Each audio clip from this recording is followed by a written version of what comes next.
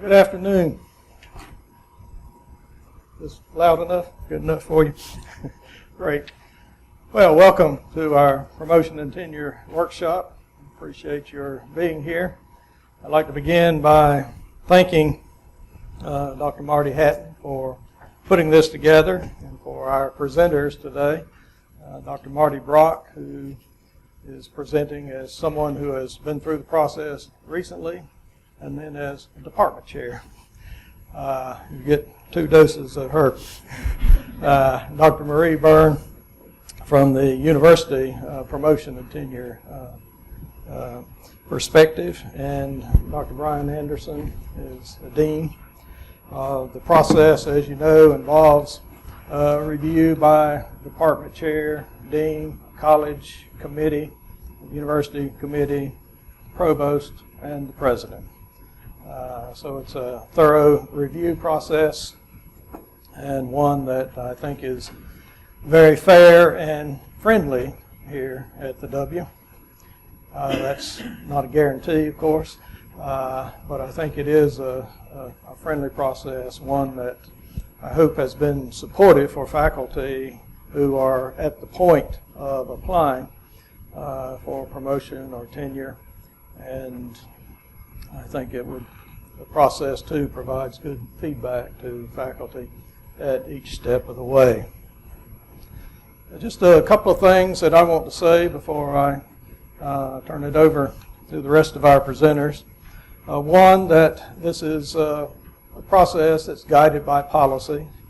Policy 1303 gives the information about promotion. Policy 1304 about tenure. For those of you who are up for tenure, tenure is required. The IHL board policy requires that faculty members apply for tenure within the 6th year of their employment or earlier if they've been granted time from experience from another institution. And you have one chance at tenure. If tenure is not granted, you're given a 1-year contract for the next year, and that will be it. So tenure is very important. You need to, if you're looking at the tenure process, to make sure that you apply on time and that you want to provide a solid portfolio for the promotion or for the tenure process. Promotion is optional. You're welcome to sit in rank for as long as you like. There is a stipend that goes with promotion, so you may want to think about that as you look at your time. The most important thing, I think, though, about determining whether or not you want to apply for promotion is, do you feel like you have a strong case? Do you have a strong portfolio? And if so, you can apply in the minimum time. If you feel like you need more time, there is no rush on the tenure process, on the promotion process. Tenure has to be approved by the IHL board. Once the president has agreed that tenure is appropriate, all candidates for tenure will be submitted to the IHL board for IHL approval. IHL board tends to approve what the presidents recommend, but nonetheless they have the right and the responsibility to make that final call on tenure.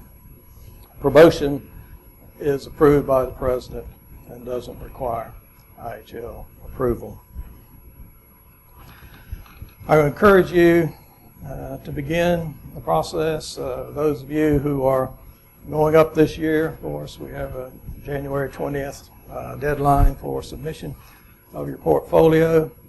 Those of you who have some time, you'll spend some time reading the policies and keep a good collection of your material, your documentation for the portfolio.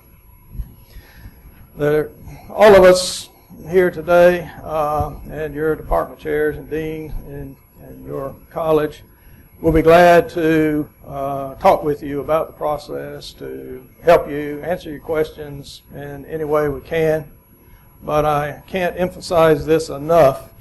You are responsible for making your case for promotion and tenure. That's up to you.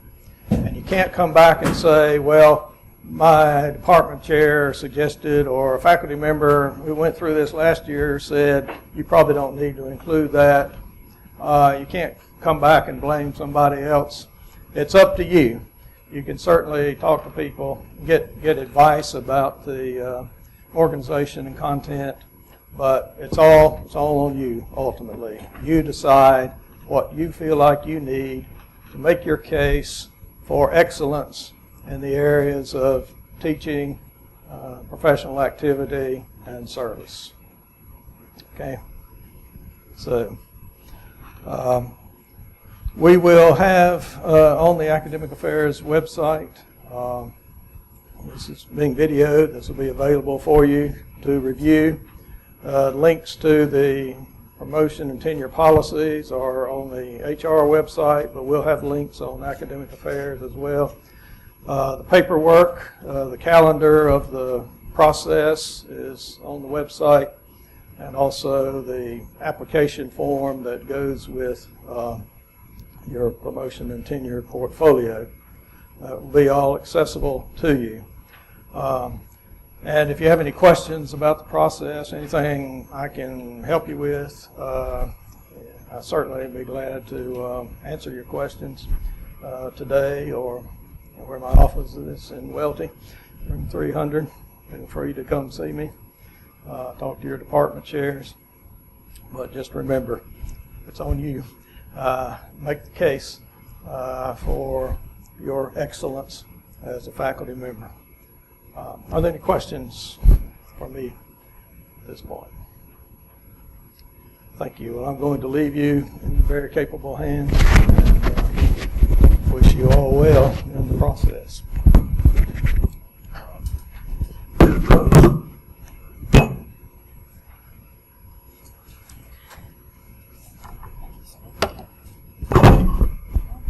Y'all get stuck with me for quite a few minutes, I'm afraid. So I've got to go through it twice. But thank you for coming. I appreciate that. Let me get this. Can you hear me okay? It sounds pretty loud. So I'm going to start out talking about it from the faculty perspective for somebody who's recently gone through it, because I did go up this past year for the final time. So let's talk a few things. First piece that needs to go in there is your letter of document application. I will be able to talk here in a minute. And I'm going to talk through different things. He talked about the request for promotion or tenure form and the workflow documents. Rick, if you don't mind, would you click on those hyperlinks so we can talk about what those look like? This has to be in your portfolio. This is the request for promotion and tenure form. Hopefully it will come up. Find out how good the Wi-Fi is. There we go. This document is in the first part of your portfolio, along with your letter of application. And I'll show you an example of a letter in just a minute. But this is where you put in all the information. You tell, what you're going up for. If you're going up just for promotion, you may be going up for both. Sometimes you time it well to where you only have to do 2 portfolios. Some of us had to do it 3 times. It really just depends on how yours is structured. Your current rank, proposed rank if you're going forward for promotion, effective date, time and rank, years of full-time teaching, etc. So this has to be in the document. Go ahead and flip back to the presentation if you don't mind. The workflow documents, Dr. Richardson also mentioned these. These are also on the Academic Affairs page. These are the workflow documents. At each step of the process, this document is signed off as it goes through the process. So first, of course, it goes to the chair and so on and so forth. So this has to be in your portfolio as well so that people can initial and sign off as it goes along before they write the letter. Okay, if you don't mind, Rick, switch back. All right, your narrative CV, so your updated CV does have to be in there. Your letters of support, performance evaluation, course evaluations. All right, your letter of application. Now this is typically addressed to your chair. If you look in your handout number 1, I've got the handouts labeled for you. Mine, you'll see, is addressed to the dean. Since I'm a chair, I had to skip that step. So mine is addressed to the dean. And all it is just a simple letter submitting your portfolio and requesting consideration for either promotion, tenure, whatever you're going forward. I put mine on letterhead, and I also reference policy, in this case 1303, because I was going up for promotion. Your letter doesn't have to look like this, but to me it's easier to do this if you have some examples to follow. So that's just the simple letter that should be in the beginning of your portfolio.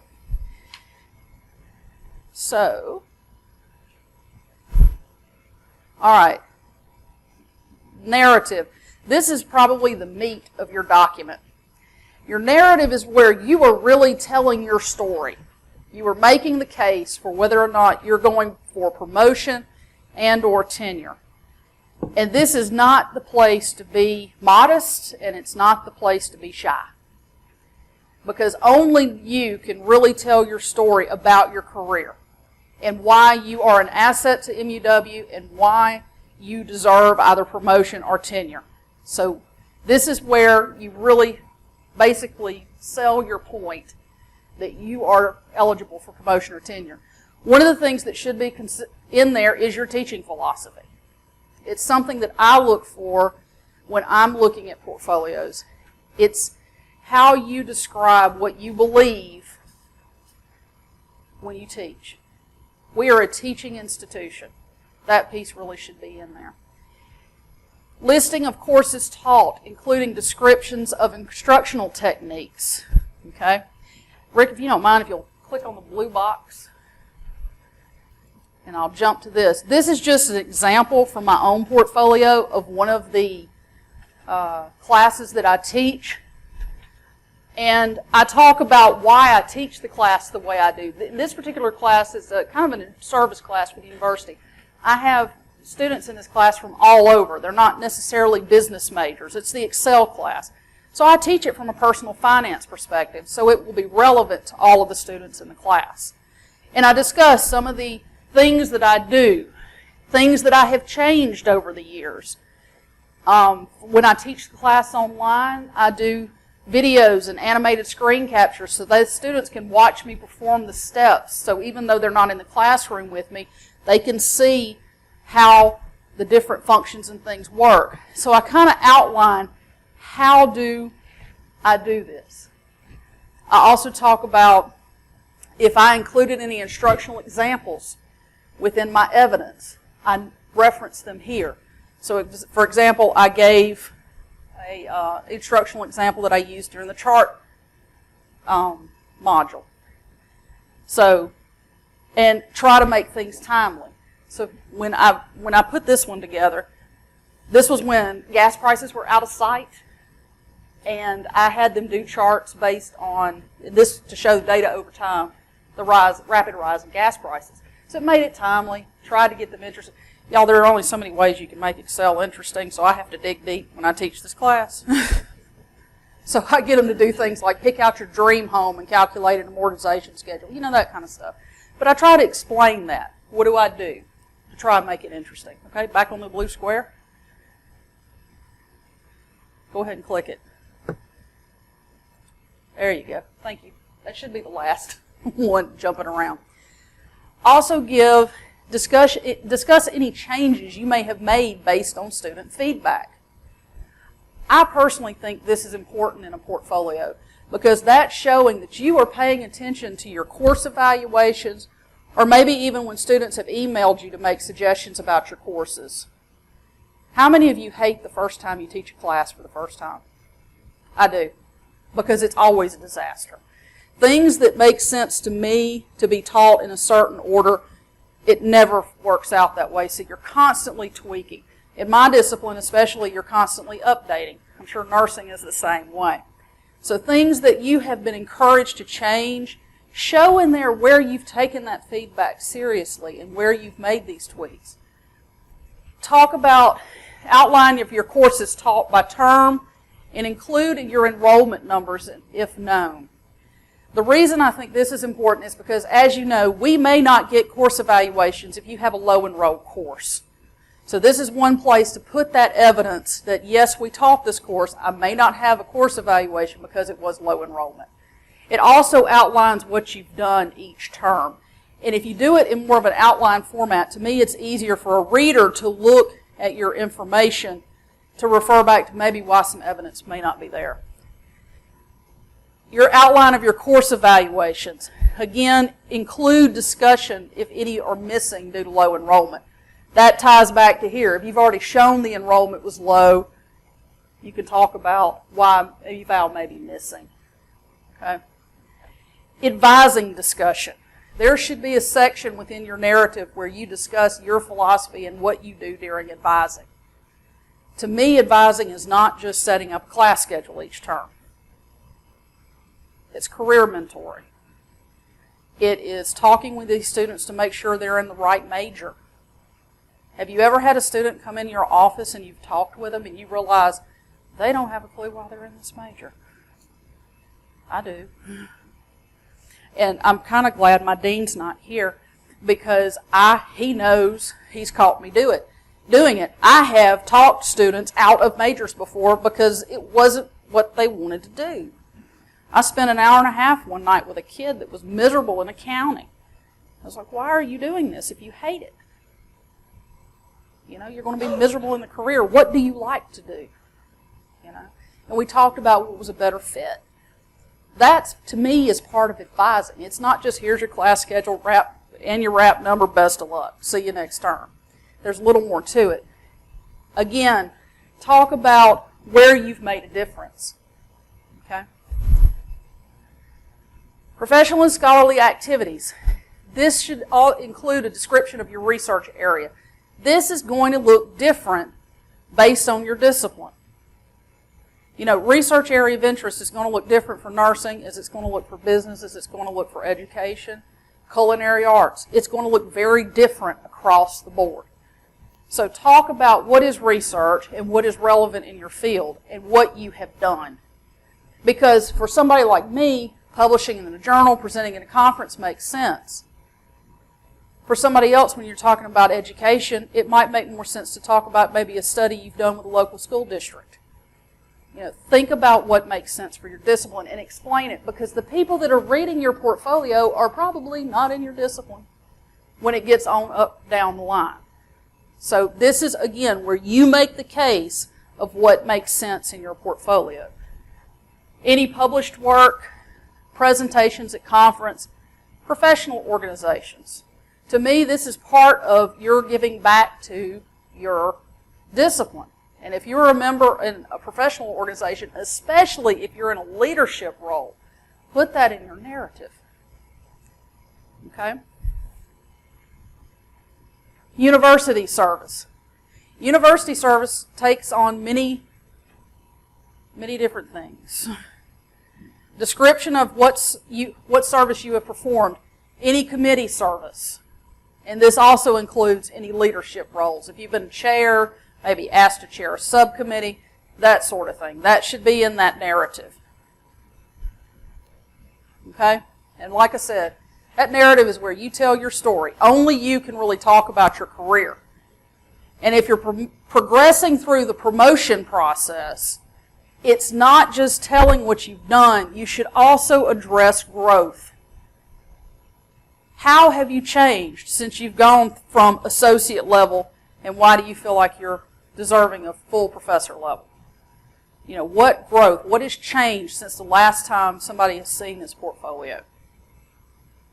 Okay? Explain any anomalies. And I'm going to use personal examples here because I don't know if anybody in this room has had as weird a career as what I've had. When I started at the W, I started more in a similar role, kind of a hodgepodge between what Rick and Amber are doing now. I did do some teaching, but I was more administrative. When I worked at Mississippi State, I was extension faculty. I traveled all over state teaching, but it wasn't in an academic standard 16 semester course.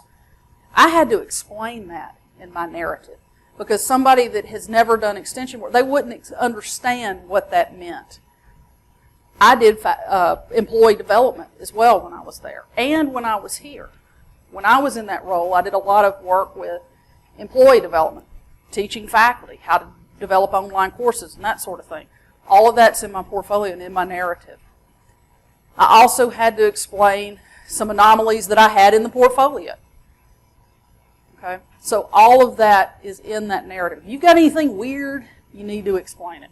And I had to explain why some semesters I had a 4-4 load, and some semesters I may have had a 3-2, or whatever, based on given release time for other duties. So all that was in the narrative. Letters of support. This is where you go and you solicit between 3 and 5 letters. I think 3 is the minimum, 5 is the max. Letters from people that can help tell your story. And when you're soliciting letters of support, you really should target people who know you in the different areas that you are trying to show in your portfolio. Meaning somebody that can address teaching and advising. Somebody that can address your professional or scholarly activity. Somebody that can address your committee service that has worked with you, or maybe has worked with you on a project for the institution. Okay? And if you look at handout number 2, I also strongly recommend that you put some type of description of your contributors in your portfolio before those letters, because you include those original copies of those letters, and I put this in to explain why I asked these people to contribute to my portfolio. Okay? So like, for example, Carla Lowry, she's now CIO, but she and I worked together quite a bit when she was teaching faculty within the College of Business and Professional Studies. So she made sense. Dr. Hatton, he and I have worked on I don't know how many projects together. We've also been voluntold once or twice to work on a grant together. So it made sense to include him in my portfolio because he could really speak to my service contributions. Dr. Toy, who's in with us today, he made sense. We had served in several different committees together, but I had also worked for him. He's director of Governor's School, and I was a faculty member for Governor's School. So he's somebody that could evaluate not only my service, but also my teaching, because I had worked for him as a subordinate. So if you explain why did you get these letters, not just because me and she go to lunch together every day. Try to get letters from people that make sense for your portfolio. So that's the reason I included that, so you kind of see it, kind of some ideas on why. Wesley, I forgot to mention, she could speak to my chair responsibilities, since she's a fellow chair of my college, and then a former faculty member that's now an adjunct. So kind of outline why you used the people you did. Performance evaluations. These are fun little animals. Don't we love this time of year when you do performance evaluations? But all of your signed performance evaluations should be included in your portfolio. And I'm going to tell you, if you're smart about how you do your performance evaluation narrative, it makes putting your narrative together for your portfolio easy. Because you don't have to remember, okay, what did I do 5 years ago? It's all there. I'll tell you one of the things I do for every performance evaluation narrative, and I'm sure Dean Tollison hates it, but I have the descriptive narrative, but I also put a formal outline in there of everything I've done that year. Be it a conference, a workshop, something like this, everything. I sit down with my calendar and I go through it and list everything of note, and then I can put it in whichever category it fits. Teaching and advising, professional service, etc. Put it all in there. So when I got to the point of pulling this portfolio together, I could go back to those outlines and put in the evidence, and it made it easier. Now, for some of y'all, it may be a little too late. But as you're going forward, it's something to think about. It really makes putting this portfolio together easier if you can go back to those evaluations and build it based on that narrative or that outline. Okay? Because you're going to forget stuff that you did. It's real easy to do, especially when you're scrambling trying to build the binder. If any of these performance evaluations are missing, you need to include an explanation. Again, I'll go back to personal experience here. I did have one that was missing or was an anomaly. I had a performance evaluation one year from a former administrator. That was an email from his admin, and that was how I was evaluated that year. It was literally an email from the admin saying, hey, good job. And that was it. That was my performance eval for that year. Okay. So I had to explain that this is what I got, and that was all there was for that year. It's in my portfolio. The explanation's in my narrative. It's also noted again in the course eval, the performance eval section, that anomaly. You know, there's nothing I could do. It wasn't there, it wasn't there. Okay. So that also shows that, yes, if something is missing, you can still get through the process. You just got to explain why. Some other evidence. Syllabi and examples of instruction. For all the classes I teach, I included an example syllabus. Okay. Also, selected examples of instructions. Things like projects, maybe a project assignment you may have assigned, perhaps lesson plan, if you do formal lesson plans. Some of us do, some of us don't. Any type of discussion examples. If you are integrating discussion into your classroom, how are you doing that? Okay, talk about that. Screenshots from online courses. I know some of us teach face-to-face, some online. Show some screenshots from your online courses so people can see what are you doing. And if you look at handout number 3, you'll see kind of an outline. That's just from my table of contents for that particular section. And it shows some of the different instructional examples that I provided. Of course, the syllabus for all of them. I may have taught more than one section of a course. Like for MIS 322, I teach that sometimes face-to-face, sometimes online. The syllabus looks a little different. Okay? And some student exam for MIS 322, that was a fun one. I taught that term when we were rolling out one of the iterations of the MUW website. So I had permission from the webmaster to go get my students to go in and kind of do an analysis of it. What did they think? And I gave him the feedback. So it was just kind of a timely example, and I've included it in my portfolio because it was neat to think about. All right? So that's just some ideas of things to include. Course evaluations, you got to have them all. All course evaluations. If you're missing any, explain that in your narrative.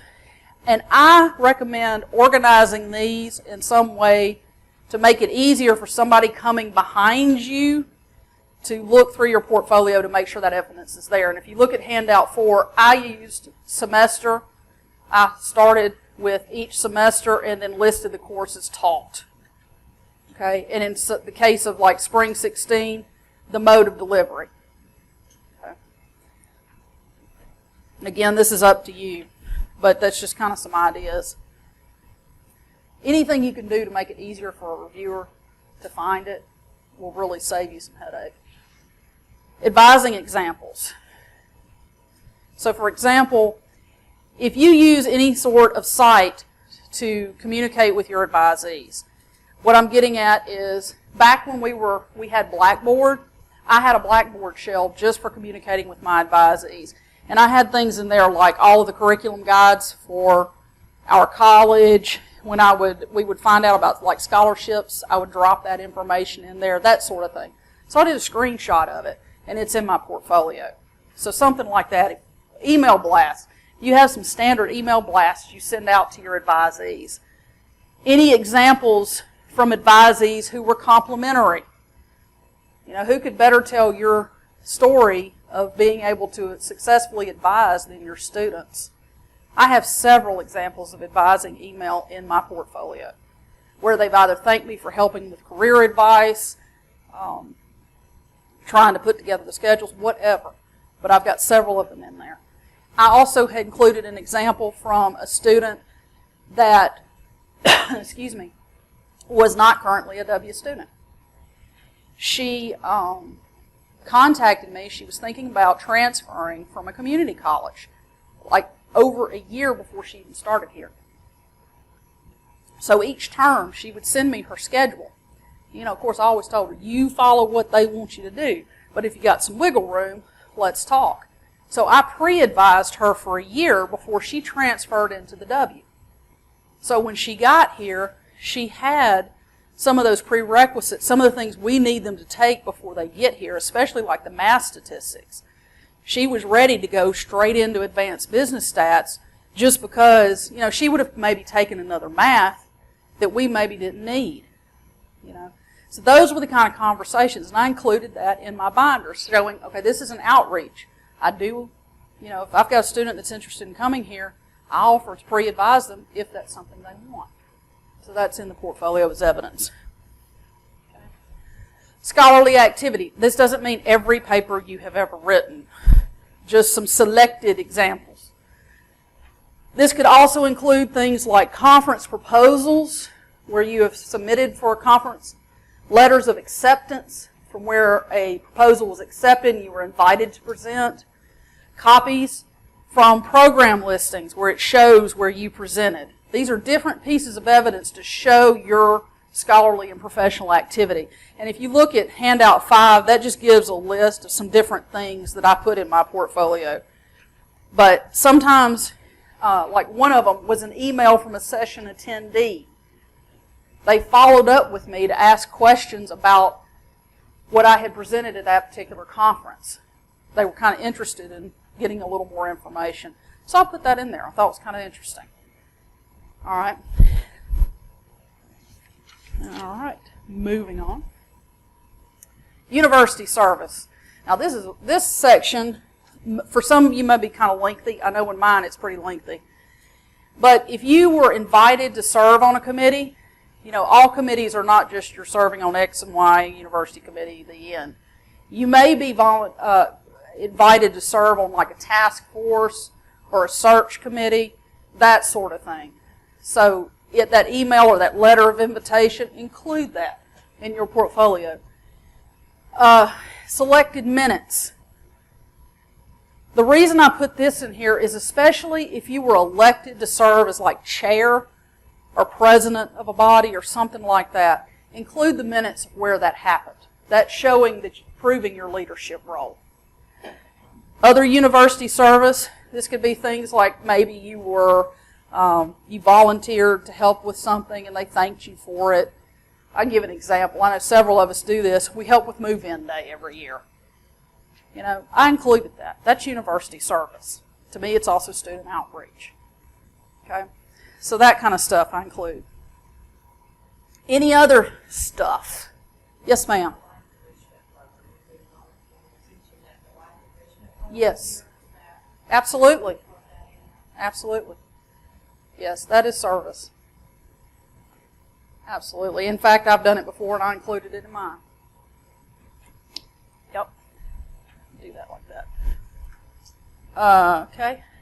Grant submissions. If you've done any grant submissions, this would be a good place to put them in here.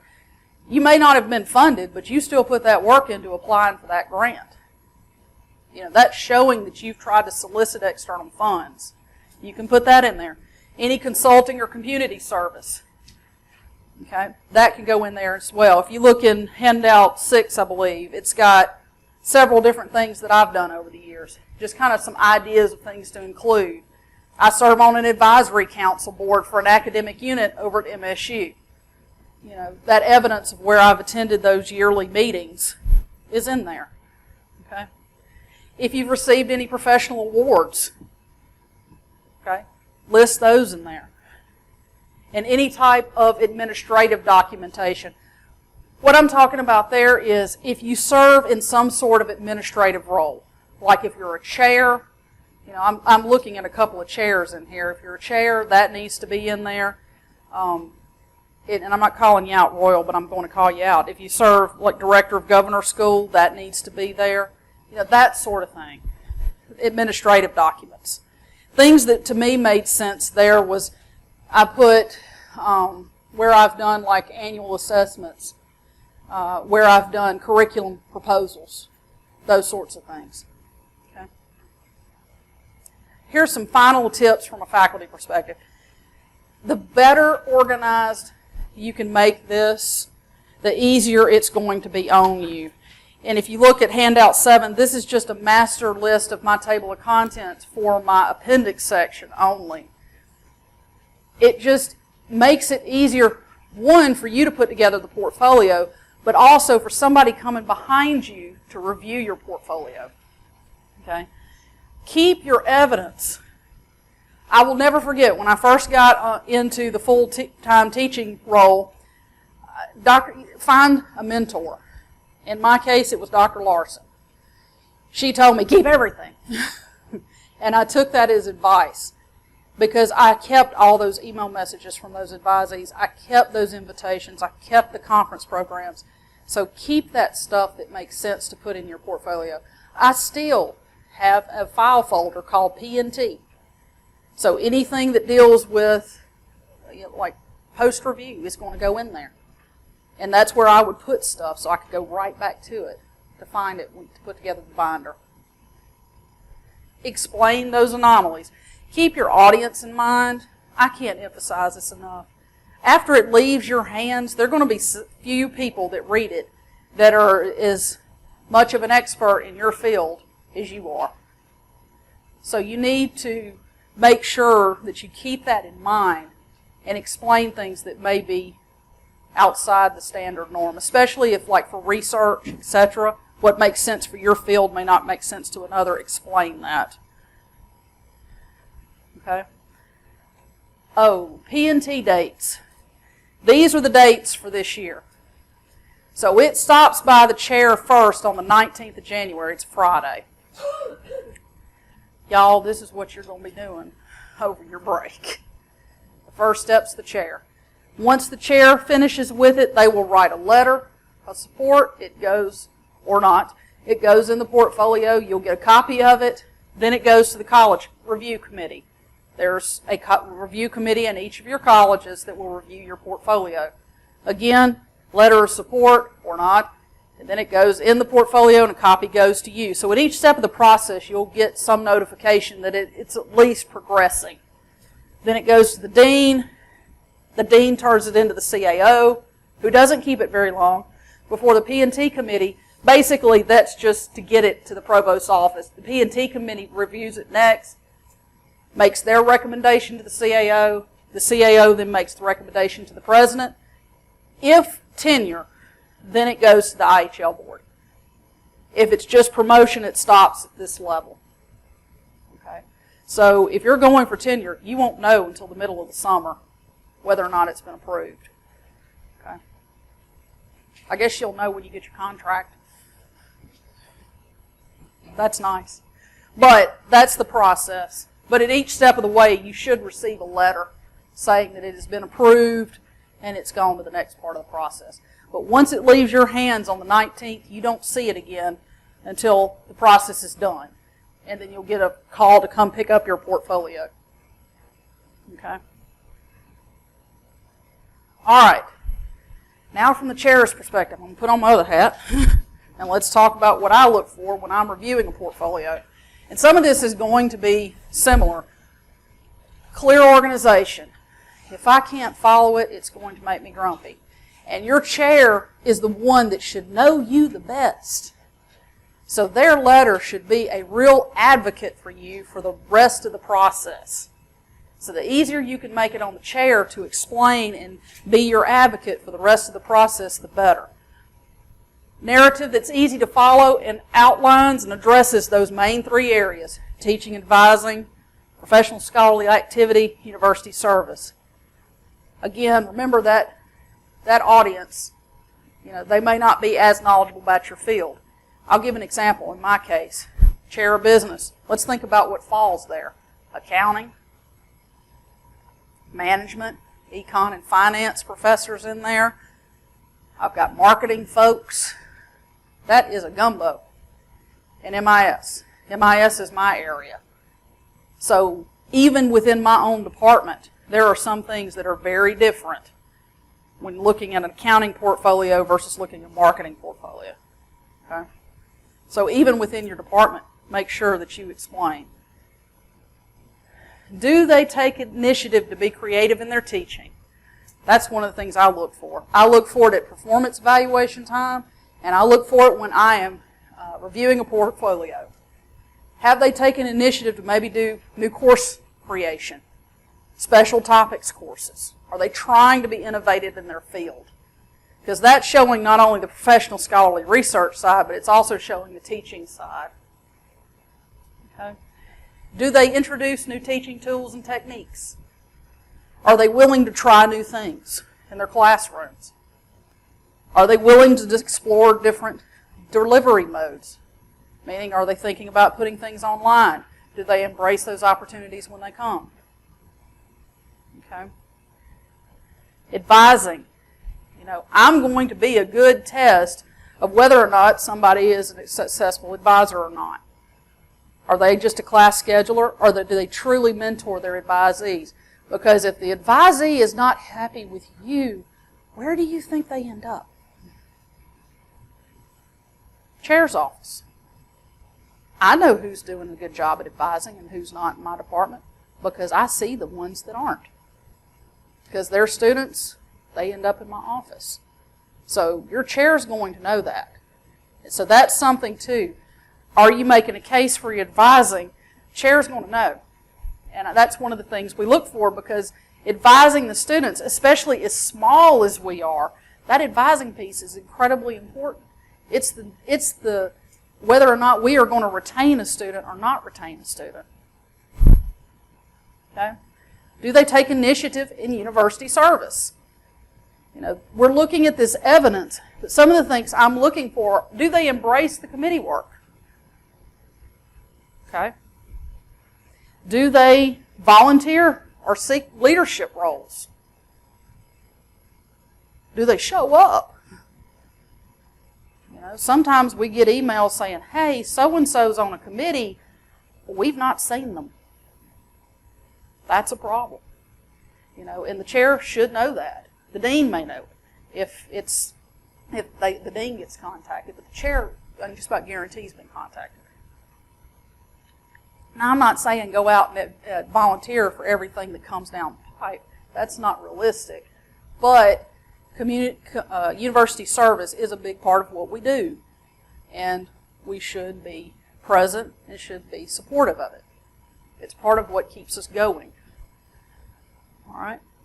Do they contribute to their field that makes sense for their area?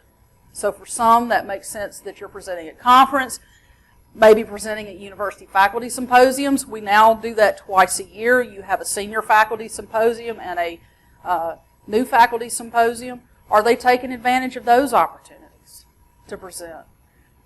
Do they publish, if appropriate, for their field? Do they do consulting work? You know, for some of us, the consulting piece makes sense.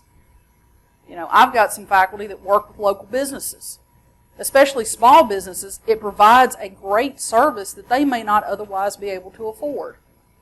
Sometimes they use their classes to do it. To work, it gives real-world experience for those students, but it also gets our students out in the community to hopefully help find them a job when they graduate. Do they belong to professional organizations? This is another big piece. Performance evaluations. Now, I know we're different across the board with performance evaluations. This is just something that I do with my faculty. I work with them to set their annual goals. And when we set their annual goals, we set them based on the 3 areas. So I want to see something for teaching and advising, something for scholarly professional activity, something for service. Set those with the faculty member every year. It's their goals. We just work together to set them. And then when they do their narrative for the next year, I look for, are they showing progression, or have they attained those goals? And do we need to set new ones?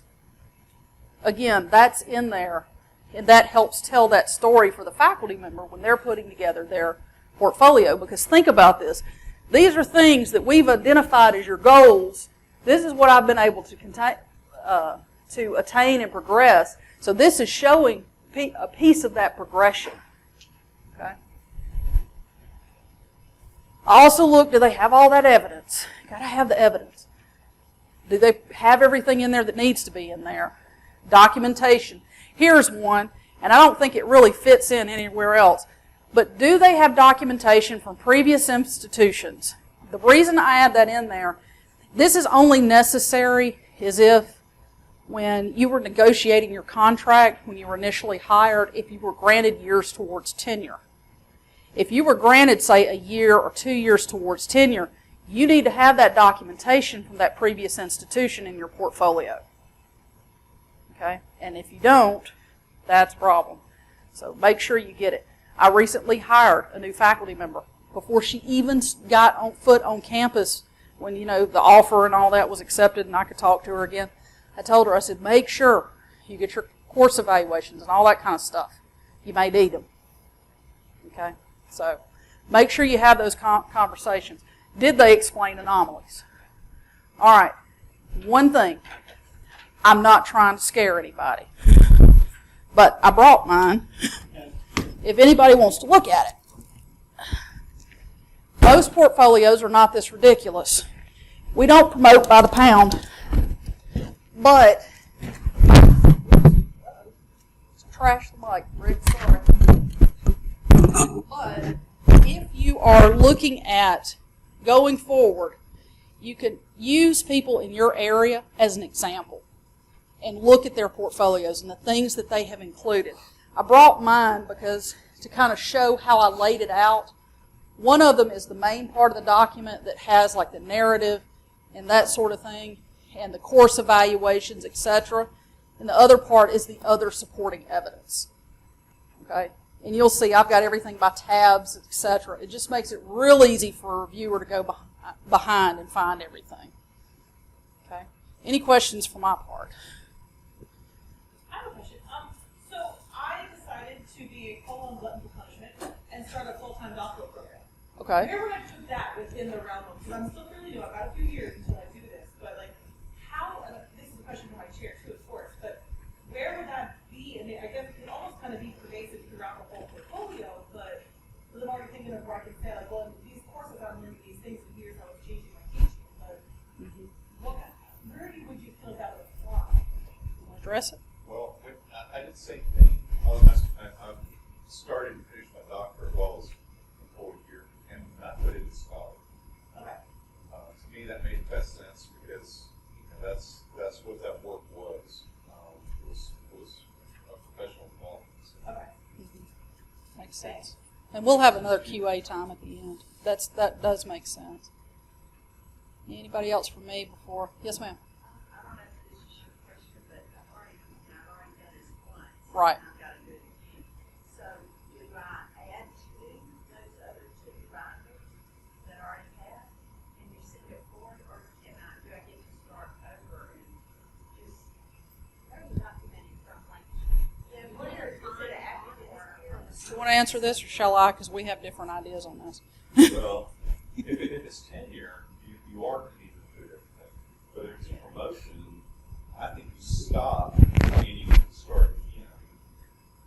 Okay, that's my take on it. You don't have to.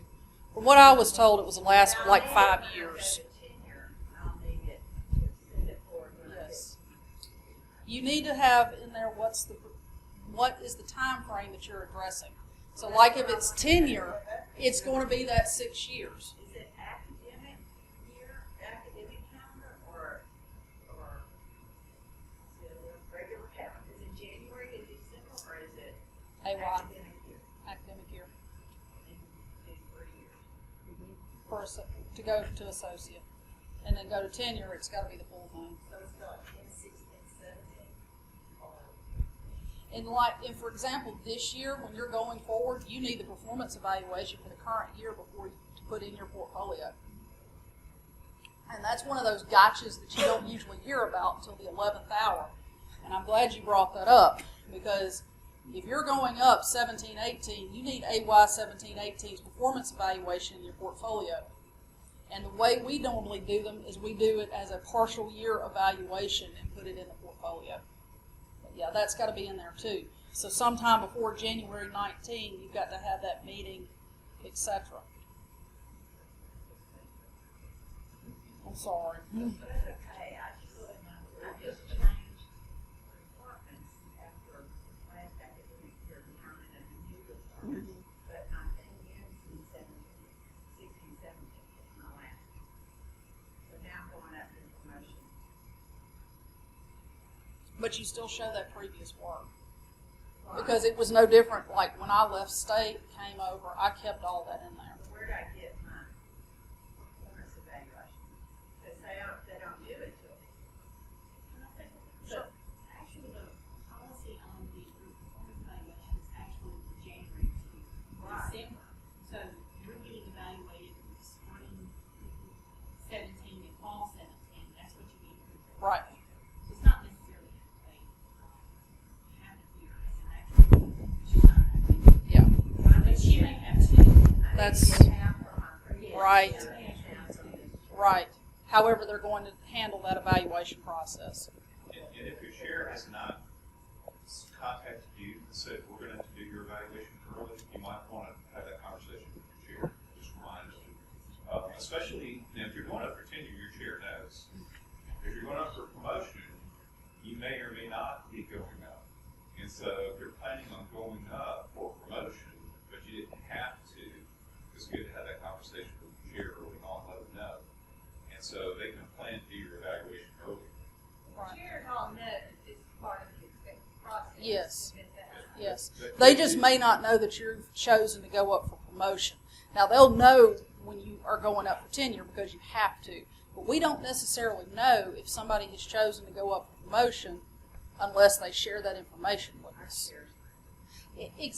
I know when my folks are going up, but, it's maybe different. The culture may be different in your department if you've not had that conversation. But, because that is completely up to you. I personally went up for associate a year late. And, it was time to build the portfolio. I decided to get pneumonia instead, so I didn't do it. I went up a year later. So, you never know when maybe you may have a life situation, decide not to go up. You may even think you're not ready, and that's okay too. But tenure, you don't have a choice. Brian?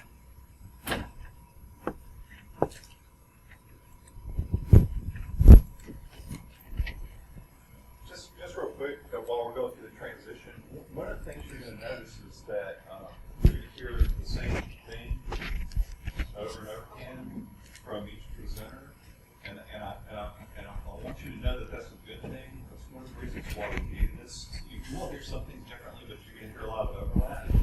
And one of the reasons why I think that's so important is so that you know it's not a target. What your chair expects is essentially what the PUT committee members are expecting. It's essentially the same thing that your dean is expecting. So if you're hearing overlap as we go through the presentations, I hope you recognize that that's a good thing. Yes, and as I tell my students, reiteration is a good learning technique. So, and I've been on the University Tenure and Promotion Committee for quite a number of years, also the College Tenure and Promotion Committee. So I often see your portfolios twice if you're in my college. Okay, some of you might be here early, that is, you're not coming up this year, and if you are, then I would certainly advise you to start early. Don't wait until a few weeks before you start preparing your portfolio. As you obtain supporting documentation, as Dr. Brock has suggested, put that documentation in folders and label those folders so that they're easily accessible. And, we now get course evaluations via a link on email. Make sure that you save those course evaluations. Put them in files on your computer so that they're easily accessible. I have a folder that says course evaluations, and then in that folder I have the subfolders for each semester. Also, give your recommenders ample time to complete their letters of support for your application for tenure or promotion. You don't want them to be rushed, so you want to make sure that you give them ample time. And the letter should address not only your teaching, research, and service but your collegiality in terms of, how easy are you to work with in that department. And I know this piece of advice has been offered before, but I will also offer it again, and that is to obtain advice from your colleagues who have successfully gone up for tenure and promotion. And they can give you some suggestions. And again, this is something else you've heard to be complete. And so make sure that you have that request for tenure and promotion in the beginning of your portfolio, your flow sheet, and make sure this is easily accessible to the committee and not, tucked away someplace, but someplace where it's very visible. And then, of course, your curriculum vitae, which has been updated, and your narratives for teaching, research, service, and your supporting documentation. So for the narratives should be well developed, as has been mentioned before. And again, this is your opportunity to tell your story. This is important. So it's in the areas of teaching, research, and service.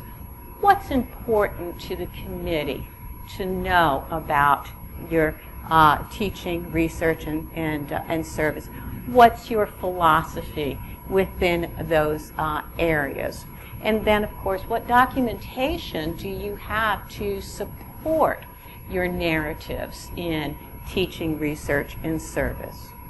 So your narratives should be organized, they should be concise, but this is not a time where you should be modest. This is the time where you should tell us why we should give you promotion or why we should give you tenure or both. Clearly label your, typo there, your narratives as well as your supporting documentation. And proof your work so that you don't have these types of errors. And clearly labeled tabs are very helpful. And if you can see down here to Dr. Brock's portfolios, you can see that there are a number of tabs and they're very clearly labeled. Okay, so if we're teaching, documentation of teaching is going to be more than just your course evaluations. So in your narrative, you should have told us what your philosophy of teaching is. And then explain, how do you carry out that philosophy within your classes? So the syllabi for all of the courses that you teach should be included within that section. But we only need your most updated syllabus. So you don't need to put in the syllabi for those courses for previous years. Just give us your most updated syllabi for the courses that you are teaching.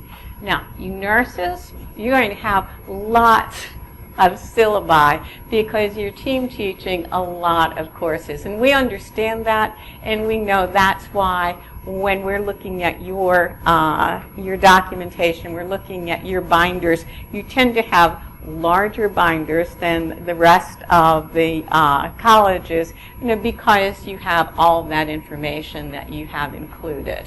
But again, everybody's going to be a little bit different in terms of how their binders are going to look. And for nursing, whatever classes you are team teaching, you're going to include the syllabi for those. A lot of times what the nurses will do is then they will highlight what parts of those courses they were responsible for, and that helps us in understanding what your responsibilities are. Okay. So along with talking about your courses, also describe your advising responsibilities. Sometimes advisors will have developed rubrics, and this would be a nice thing to include in your documentation so that we can see what it is that you're using to advise students. Also include any out-of-class teaching, and include then what you do outside the classroom. there are a number of special circumstances. For example, I'm in speech-language pathology, so I do I do clinical teaching. I don't do team teaching. I do clinical teaching. And so a portion of my responsibility is supervising student clinicians. And so, I would talk about that, because if I didn't, and I was going up for tenure or promotion, the person who's reading my portfolio might be confused as to why I'm only teaching 3 courses a semester and not 4 courses a semester. And I have to explain what it is that I'm doing within this clinical teaching, because I'm not going to expect that person to know what my responsibilities are unless I describe them. If you have a reduced teaching load because you have other responsibilities in the department, again, that's something that you're going to want to explain in your teaching narrative. And then, of course, the team teaching approaches like we see with nursing, and again, explain what it is that you do and how that you do it. And in some of the sciences, it might be that you have field experiences that you might want to describe what it is that you do with the students within those field experiences. So for scholarly and professional activities, this is going to include both research and creative activities. It's going to look, as Dr. Brock said, different for different departments, but include the documentation of that research or those creative activities, and explain their significance, because we're not really going to know what their significance is because we're not in your field.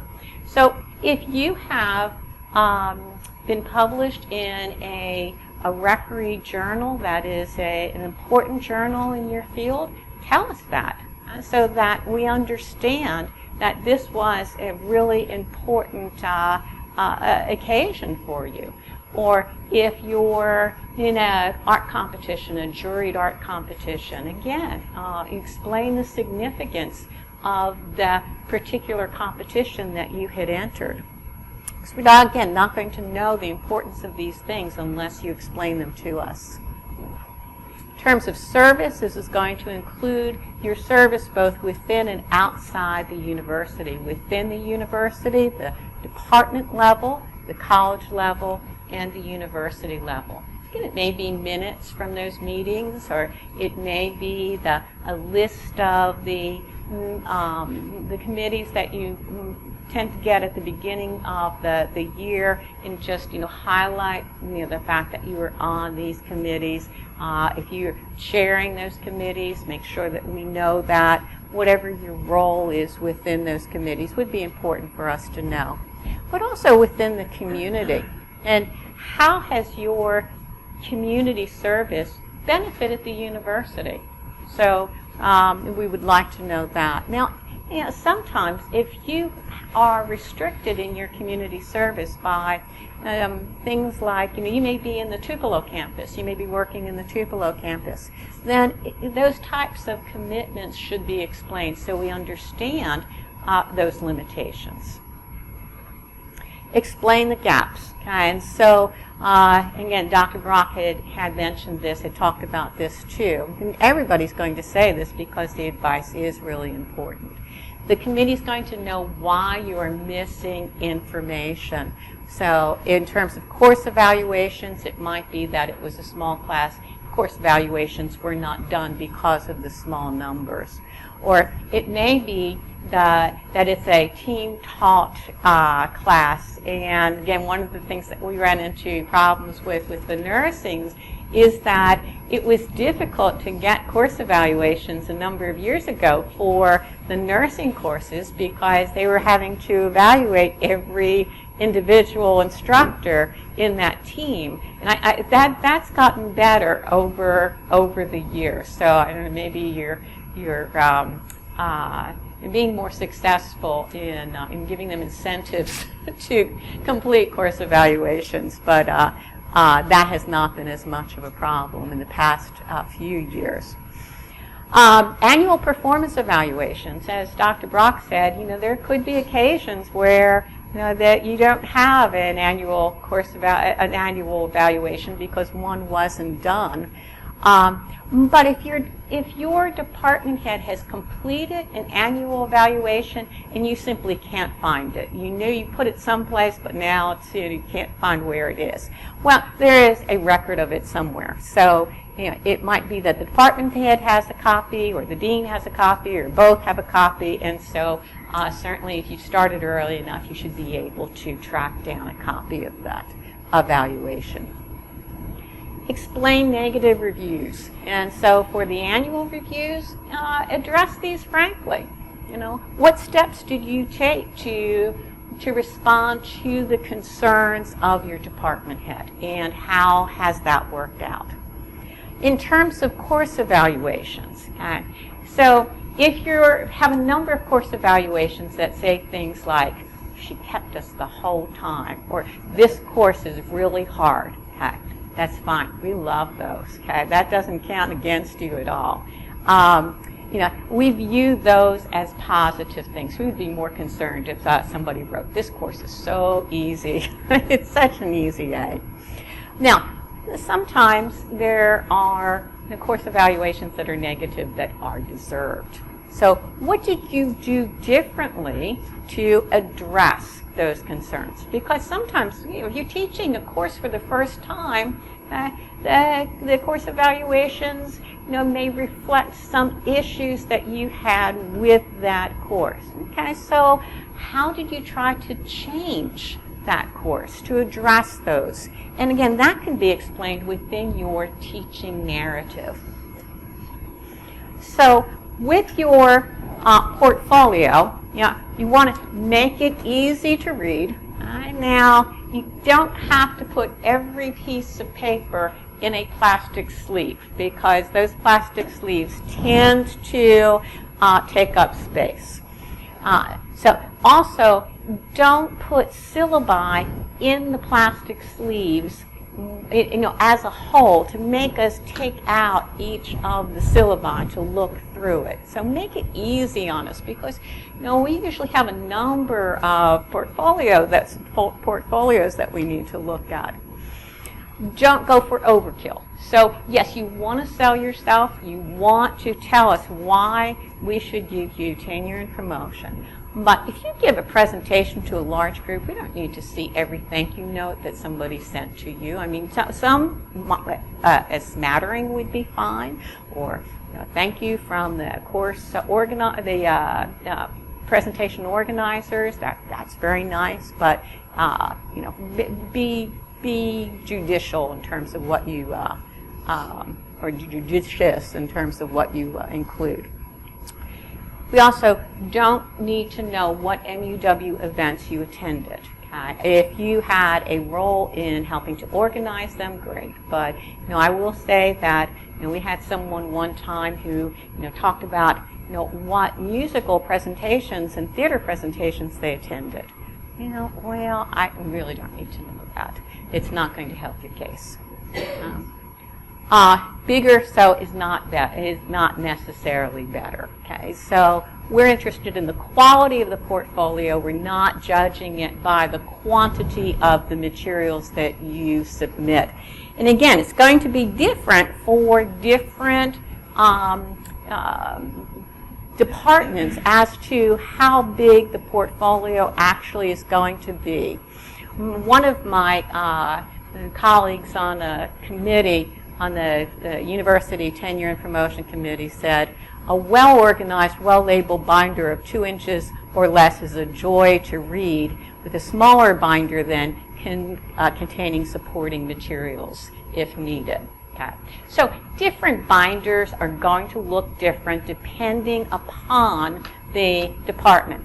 But just because Dr. Brock has 2 large portfolios like this, 2 large binders, doesn't necessarily mean that you're going to have to find material to take up the space of 2 large binders.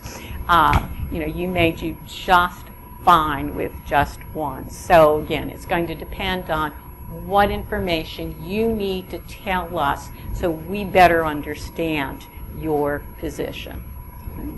Does anybody have any questions for the University Tenure and Promotion Committee? Yes? Do you ever see these down the road going more less big jack paper? Sorry, say again? Do you ever see these portfolios eventually going into something digital in a flash drive? Yes, I had mentioned that actually the last year. I said, you know, at some point I would think that this will be, you know, we'll be looking at these on a computer and we're going to be evaluating them that way. But we're not there yet.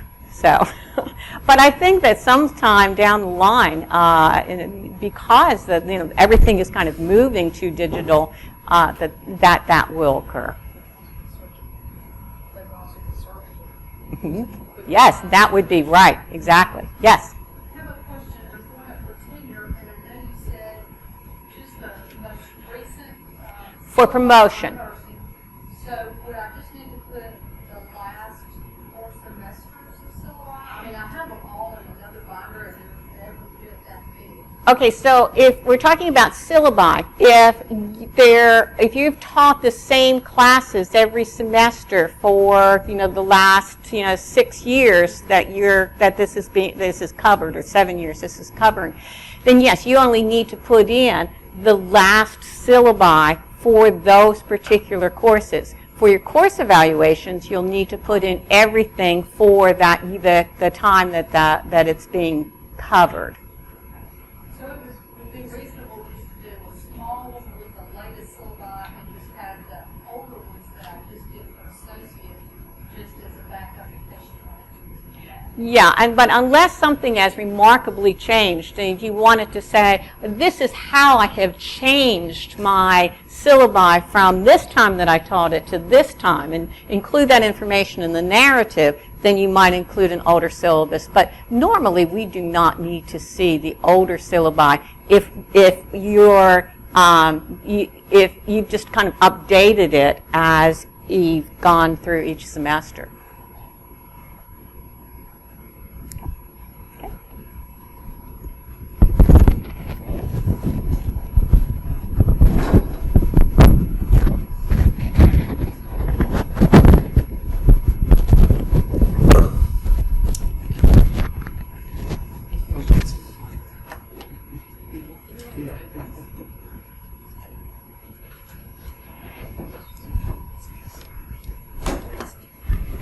I'm going to keep my comments short, because I certainly don't want to repeat all the good things that were said before.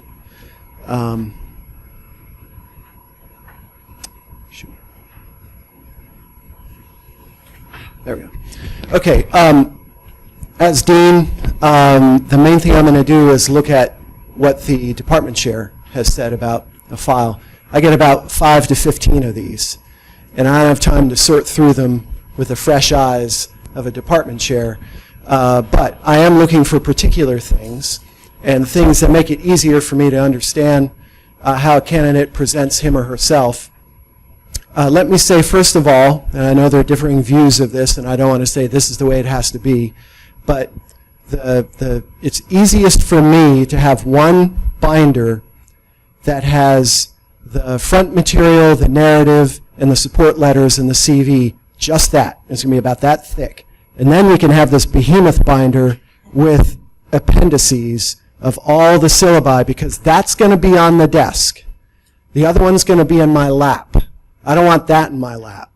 I want the smaller one so I can walk around the room and go, oh, this is interesting. And it's also going to help if the narratives make reference to exhibits, however you want to call them, by page number or tab or however you want to do it, so I can say, hey, let me take a look at that, and I'll go to the desk, because I'm not going to leaf through that. And I'm sure a lot of committee members, I don't put words in their mouth, but I'm sure they're not going to sit down, I'm going to look at every page. No, it's not like that. We want to be able to see that all the syllabi are there, and that examples of projects and whatnot, and the course evaluations we can sort of leaf through if we want a smattering. But we're mostly going to be reading that narrative, and if we see page 210 for this example of this innovative thing I did, and then I'll go to that thing. But yeah, I want that to stay on my desk and not have to handle it unless there's a particular reason to. All right, let me get back to my notes here. The narrative is obviously most important, and let me add, if you're, especially in my college where there's a lot of, 4-4 teaching and a lot of the same courses every year, and like Dr. Brock said, we want to see the progression. We want to see that you're a reflective teacher. We want you to use examples in your narrative. Don't just keep it a dry discussion. But let me also add is if you find that your teaching falls into sort of different slots, like, well, this is how I'm like at the intro level, and my philosophy is a little different at the advanced level, undergrad, and I teach a grad course, or I have I don't want to say different philosophy, but a different approach in certain ways as an online teacher. I'd be happy to see it divided that way and not just one big blob. This is how I teach, and then you start running through numbers. And 310, I teach this way, and 418, I'm like, how do I separate this? How do I make sense of it? You can make sense of it to the chair and to the dean by saying, I've found that I got to hold field experience instruction separate, or internship supervision separate from teaching the 101. The 101 is like this, da-da-da-da-da.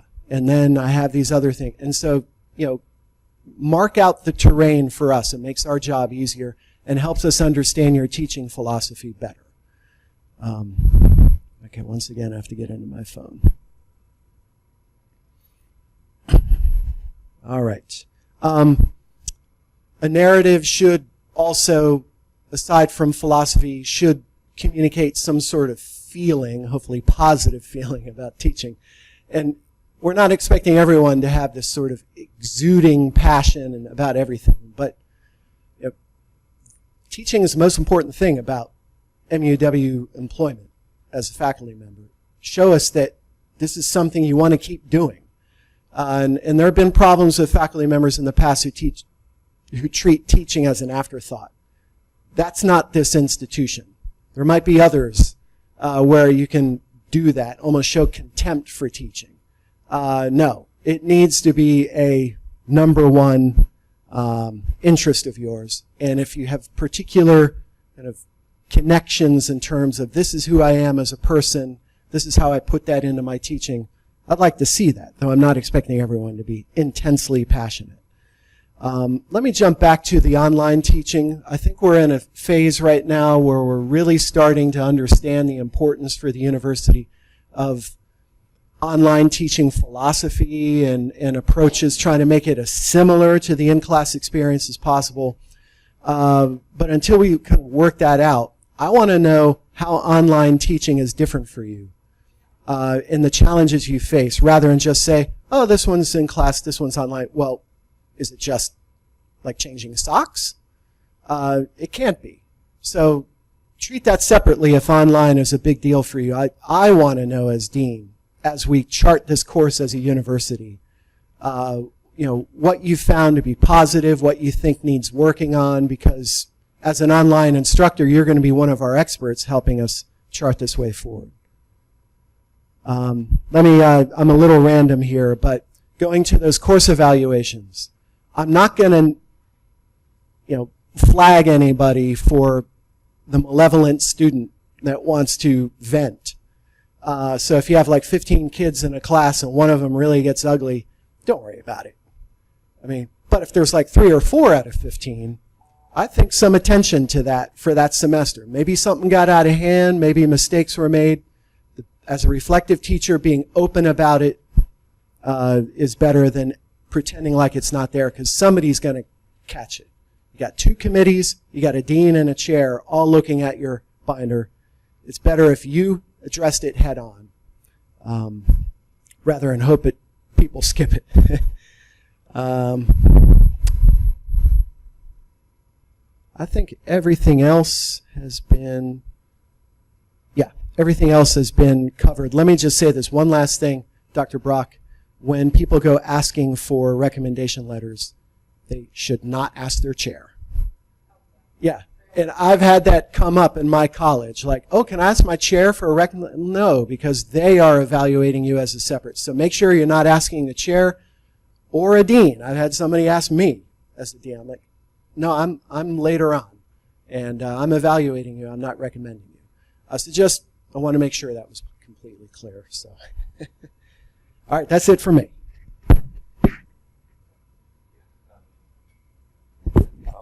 Just real quick, I want to thank our presenters for the time and the information provided. A lot of tremendous amount of information. I know we're a little bit over time. If you can stay and if you have questions, typically one of the things I like to do is if I'm thinking about something and I've been taking notes as we've been going, I'm thinking, well, yeah, I might want to just mention that, but we're so close to time. I just want to leave this to Q&A at this point and see if anyone else has any other questions. If not, I might plug a couple things real quick. Just real quick on the different people that you have doing evaluations for you. Dr. Brock said it's minimal 3, it's maximum 5. That's true. One of the things I might do is for 4 and 5, if you've been working with someone off campus who could explain something that you've done, those are really good 4 and 5s. Your 1, 2, and 3 probably need to be people on campus, you know. So, but there's a reason for getting someone to do a letter for you from off campus and scholarly. I think Dr. Brock mentioned this, but scholarly is a good place for that, for instance, because it could be that you've done work with someone off campus, or you've done work that really no one else on this campus understands. No insult there, just the simple truth of the specialty that you work in. Someone else from off campus might be able to evaluate that, and that's another reason why you want to explain who that evaluator is. It's always good, and Dr. Brock did point that out, to explain why you got these people to do the evaluations for you.